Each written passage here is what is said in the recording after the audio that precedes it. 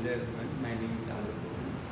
I am currently pursuing BTech from Engineering Physics branch. I am a third year student from IIT, and today I am going to demonstrate an experiment for the PRS section of applied instrumentation. So main objective of my experiment is to study the characteristics of the strain gauge using the strain gauge strain limit. So here this is the whole setup for the experiment. This part is the cantilever strain gauge, and this is the whole circuit, as you can see here, which is consisting of this Wheatstone bridge.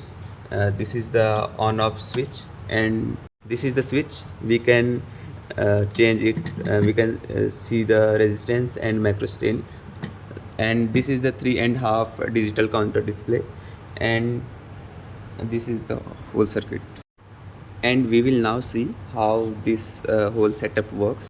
So when the weight are applied on the sensor, the dimensions of the sensor changes, then which results in the change in the resistance of the sensor, and the output here changes.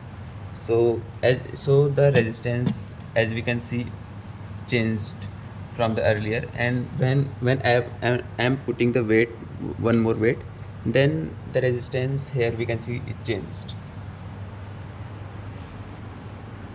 So this is all about the experiment, but we have to keep in mind few things, like the weight should be placed in the center like this, so that we can get accurate readings.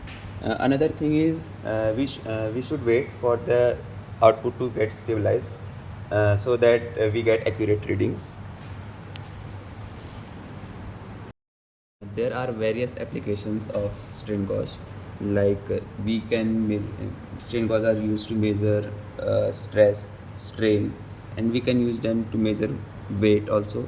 These sensors are used in the lifts.